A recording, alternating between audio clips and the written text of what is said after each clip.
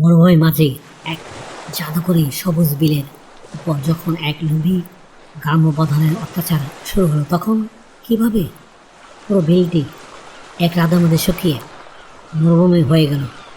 আর তা জানতে ভিডিওটি শেষ পর্যন্ত দেখুন। পিরামিড আর নীল নদের দেশ মিশর, এই মরুভূমির দেশে পানিকে মনে করা হয় জীবনের সবচেয়ে বড় আশীর্বাদ। বহু বছর আগে মিশরের এক প্রান্তে মরুভূমির কোল ঘেঁষে ছিল একটি বিশাল জাদুকরী বিল। এই বিলটির একটি অদ্ভুত রহস্য ছিল। বিলের পানি ছিল একদম স্বচ্ছ আর তাতে বাস করত হরেক রকম সুস্বাদু মাছ। নিয়ম ছিল, গ্রামের যে কেউ চাইলে তার পরিবারের জন্য এ বিল থেকে মাছ ধরতে পারত এবং নিজের ফসলের জমিতে পানি নিতে পারত। তবে একটা কঠোর নিয়ম সবাইকে মেনে চলতে হতো। কেউ কখনো প্রয়োজনে অতিরিক্ত মাছ ধরবে না বা পানি অপচয় করবে না। যতদিন গ্রামের মানুষ এই নিয়ম মেনে চলত, ততদিন বিলটি ছিল মাছের পানিতে ভরপুর। খরা বা তীব্র গরমেও এই বিলের পানি এক ফোঁটাও কমতো না। গ্রামের মানুষ সুখে শান্তিতে দিন কাটাচ্ছিল, কিন্তু মানুষের সুখের দিন বেশি দিন আর টিকল না। যখন গ্রামের দায়িত্ব এলো এক ভীষণ লোভী প্রধানের হাতে।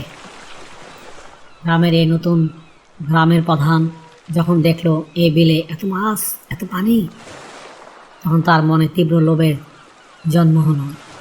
সে ভাবলো, এই বিলের সব মাছ যদি আমি একাই শহরের বাজারে বিক্রি করি, তবে আমি মিশরের সবচেয়ে ধনী ব্যক্তি হব। যেই ভাবা সেই কাজ। সে ফরমান জারি করলো যে আজ থেকে এই বিলের মালিক কেবল সে নিজেই। সাধারণ গ্রামবাসীর বিলে নামা মাত্রই সম্পূর্ণ নিষিদ্ধ করা হলো। প্রধান তার সৈন্যদের বড় বড় জাল নিয়ে পাঠালো বিলের সমস্ত মাছ তুলে ফেলার জন্য। দিনরাত ধরে বিলের উপর অত্যাচার শুরু হতে লাগলো। সৈন্যরা হাজার হাজার মাছ ধরে শহরের বাজারে চড়া দামে বিক্রি করতে শুরু করলো। বিলের ছোট ছোট পোনা মাছগুলোও তার হাত থেকে রেহাই পায়নি। পানির অপচয় করে বিলের এক পাশ থেকে অন্য পাশে কেনে সে নিজের ব্যক্তিগত বাগান সাজালো। প্রকৃতির উপর এই অন্যায় অত্যাচার জাদুকরী বিলটি সহ্য করতে পারল না। গ্রামের বয়স্ক মানুষরা বলতে লাগলো, রাতের বেলা নাকি বিলের বুক থেকে এক দীর্ঘশ্বাসের শব্দ শোনা যায়, যেন বিলটি নীরবে কাঁদছে। হঠাৎ করে একদিনে এক অলৌকিক ঘটনা ঘটল। মাঝরাতিতে পুরো গ্রাম এক তীব্র ভূমিকম্পে কেঁপে উঠল। পরদিন সকালে উঠে গ্রামবাসীরা যা দেখল তা কেউ কল্পনাও করতে পারেনি। সে বিশাল পানিতে টইটম্বর বিলটি এক রাতে সম্পূর্ণ শুকিয়ে গেল। বিলের সমস্ত পানি যেন মাটির নিচে কোথাও যেন হারিয়ে গেল। চারিদিকে সবুজ গাছপালা শুকিয়ে কাঠ হয়ে গেল। বিলের তলার মাটি ফেটে একবার চৌচির হয়ে গেল। লোভী প্রধানের সমস্ত স্বপ্ন এক নিমিষে ধূলিসাৎ।